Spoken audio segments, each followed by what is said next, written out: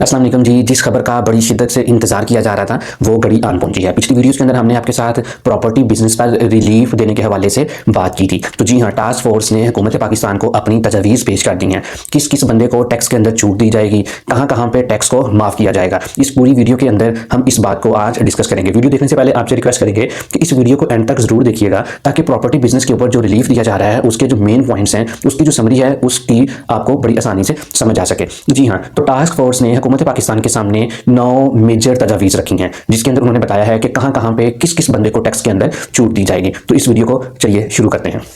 जी हाँ, task force ने जो सबसे पहली तजवीज़ हुकूमत पाकिस्तान को पेश की, उसके अंदर उन्होंने ये बताया कि अगर कोई बंदा पहली दफ़ा अपना घर बनाता है तो उसके ऊपर उसको टैक्स की छूट दी जाए। ये सारी चीज़ें डॉक्यूमेंटेड फॉर्म में मौजूद हैं। अच्छा देखें, पाकिस्तान के अंदर बल्कि हर जगह पे हर बंदे की ये ख्वाहिश होती है कि वो अपना घर बनाए और उसके अंदर बड़े सुकून के साथ अपनी फैमिली के साथ रह सके। इसी चीज़ को मद्देनजर रखते हुए टास्क फोर्स ने हुकूमत पाकिस्तान को तजवीज़ दी कि एटलीस्ट वो लोग जो बेचारे पहली दफ़ा अपना घर बना रहे हैं उनको घर खरीदने के लिए या ज़मीन खरीदने के लिए टैक्स की छूट दी जाए। यानी टैक्स जब प्रॉपर्टी खरीदी जाती है या बेची जाती है तो उसके ऊपर जो टैक्सेस लगते हैं ट्रांजैक्शन के, वो होते हैं 236 के, 236C और फेडरल एक्साइज ड्यूटी। तो इसका मतलब ये हुआ कि जो बंदा पहली दफ़ा घर बनाने के लिए इसका कोई मैकेनिज्म वो बनाएंगे जिससे उनको समझ आ जाएगी कि ये बंदा पहली दफ़ा अपना घर बनाने के लिए जायदाद खरीद रहा है। तो इस तरीके से जो बंदा पहली दफ़ा खरीद रहा होगा उसके ऊपर 236 के, 236C और 1% जो FED होती है वो नहीं लग रही होगी। तो इसका मतलब ये हुआ कि ये अब टैक्सेस सिर्फ उन लोगों के लिए होंगे जो कारोबार के लिए प्रॉपर्टी की खरीदो फरोख्त करते हैं। दूसरी, इन्होंने जो टैक्स के हवाले से रिलीफ देने की बात की, वो इन्होंने ये कहा कि जो लोग घर बनाना चाहते हैं उनके लिए कम इंटरेस्ट रेट के ऊपर कर्जे इशू किए जाएं, ताकि लोग कर्जे हुकूमत से कम इंटरेस्ट पे लेके प्रॉपर्टी के अंदर इन्वेस्ट करें, ताकि प्रॉपर्टी का बिजनेस फिर आगे इंप्रूव करे, लोगों के लिए रोजगार के मौके आए। तीसरी जो इन्होंने रिकमेंडेशन दी वो ये दी कि जो आप लोगों को लोन दें उसकी मुद्दत जो है वो 20 साल तक होनी चाहिए। यानी अगर कोई बंदा प्रॉपर्टी के लिए कोई लोन लेता है तो उसको वो लोन कम से कम 20 साल के अंदर पे करना होगा। ये ना हो कि उसको ये कह दिया जाए कि आप 3 साल के अंदर लोन पे करेंगे, इंटरेस्ट पे करेंगे। तो इस तरीके से लोगों का इसकी तरफ रुझान नहीं आएगा। लिहाजा अगर आप प्रॉपर्टी के बिजनेस को रिवाइव करवाना चाहते हैं तो कम से कम 20 साल की मुद्दत जरूर रखें, ताकि लोगों के लिए आसानी हो सके।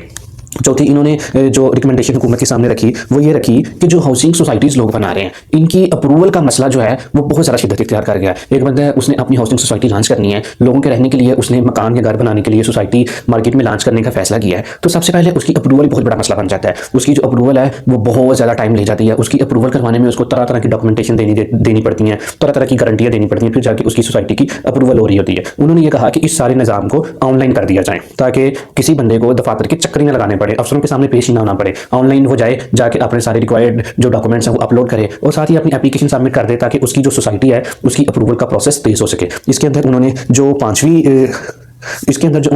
तजवीज़ ये रखी, उन्होंने ये कहा कि हाउसिंग सोसाइटीज़ को आपको सब्सिडीज़ देनी चाहिए। यानी अगर कोई बंदा ये फैसला करता है कि मैंने अपनी हाउसिंग सोसाइटी लॉन्च करनी है तो आपको पता है उसको इनिशियल कॉस्ट बहुत ज़्यादा बियर करनी पड़ती है, उसको डेवलपमेंट के लिए चार्जेस बहुत ज़्यादा स्टार्ट में खुद से लगाने पड़ते हैं। तो वो ये कह रहे हैं कि या तो आप हुकूमत को ये चाहिए कि उन लोगों को सब्सिडाइज करे, या तो अपनी तरफ से उनको कुछ पैसे दे कि ठीक है आप सोसाइटी लॉन्च करें ताकि आपके लिए आसानी हो सके, या उनको लो कॉस्ट के ऊपर जो है वो कर्जे दे, लो इंटरेस्ट के ऊपर कर्जे दे, ताकि वो अपनी सोसाइटी को अच्छे तरीके से लॉन्च कर सके और लोगों के लिए आसानी पैदा हो सके। अच्छा, इसके इन्होंने जो छठी बड़ी इंटरेस्टिंग किस्म की इन्होंने रिकमेंडेशन दी। इन्होंने ये रिकमेंडेशन दी कि पाकिस्तान के अंदर जो घर हैं वो हॉरिजॉन्टली फैल रहे हैं, यानी कि लोग दो मंजिल के मकान, दो मंजिला मकान बना के आगे की तरफ फैलते चले जा रहे हैं। हमें लोगों को इस चीज़ के ऊपर कन्विंस करना चाहिए कि वो वर्टिकल बिल्डिंग की तरफ ज़्यादा जाएं। इस हवाले से उन्होंने ये कहा कि जो लोग वर्टिकल बिल्डिंग्स बनाने का सोचेंगे या अपना प्लान देंगे उनको हम टैक्स एग्जेम्पशंस देंगे, ताकि उनके ऊपर कम टैक्सेस लगें, लोगों को इस चीज़ की तरफ रुझान आए कि शहर फैलने की बजाय ऊपर की तरफ ज़्यादा जाएं, ताकि कम से कम जगह घेरी जा सके। सातवीं तजवीज़ जो इन्होंने दी, इन्होंने ये कहा कि प्रॉपर्टी के बिजनेस में 7E का टैक्स एक ऐसा टैक्स है जिसकी वजह से प्रॉपर्टी का बिजनेस बहुत हद तक नीचे आ गया। 7E टैक्स क्या टैक्स है? ये कैसा टैक्स है? देखिए, टैक्स क्या होता है, आपको अपनी इनकम के ऊपर देना पड़ता है, लेकिन 7E टैक्स एक ऐसा टैक्स था जो आपको अपनी प्रॉपर्टी की वैल्यू के ऊपर देना पड़ रहा था। ना आपने वो प्रॉपर्टी बेची, ना उसे गेन कमाया, लेकिन फिर भी आपको टैक्स पे करना पड़ रहा था, जिसकी वजह से लोग बहुत ज़्यादा डिस्करेज हुए थे।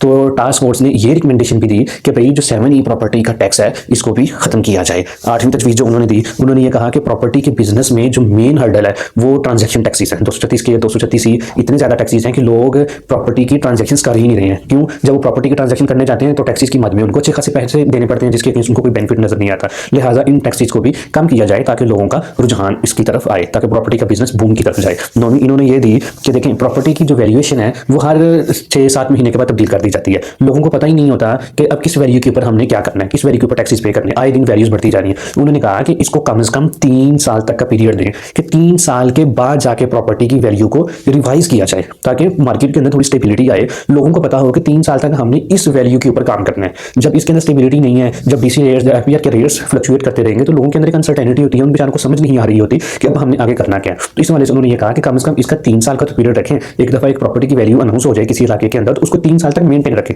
ताकि लोगों के अंदर एक कॉन्फिडेंस आए, उनको एक स्टेबिलिटी समझ आए कि जी हाँ मुश्किल मजाजी के साथ काम हो रहा है। तो ये 9 बड़ी मेजर रिकमेंडेशंस थी जो कि टास्क फोर्स ने हुकूमत के सामने रखी ताकि इनके ऊपर अमल किया जाए और प्रॉपर्टी का बिजनेस बूम करे। देखें, जब भी प्रॉपर्टी का बिजनेस किसी भी इलाके में किसी भी जगह पे बूम करता है तो उसके साथ और भी बहुत ज्यादा इंडस्ट्रीज होती हैं जो कि रिवाइवल की तरफ जाती हैं। क्रश वाले ऊपर आते हैं, बिजली बनाने वाले ऊपर आते हैं, सीमेंट इंडस्ट्री ऊपर आती है, लेबर को काम मिलता है, जिसकी वजह से टेलीकम्युनिकेशन ऊपर आती है, इलेक्ट्रिक का काम होता है, सेंट्री का काम निकलता है। तो ये सारी इंडस्ट्रीज उसके साथ इंटरलिंक होती हैं। तो उम्मीद है कि टास्क फोर्स की इन तजवीज़ को हुकूमत ज़ेर गौर लेके आएगी और इनको समझेगी और इनको इंप्लीमेंट करेगी ताकि प्रॉपर्टी का बिजनेस पाकिस्तान के अंदर इंप्रूव कर सके। उम्मीद है कि आपको आज की ये वीडियो बेहतर लगी होगी। इस वीडियो को अपने दोस्तों के साथ भी जरूर शेयर करें और चैनल को भी जरूर सब्सक्राइब करें।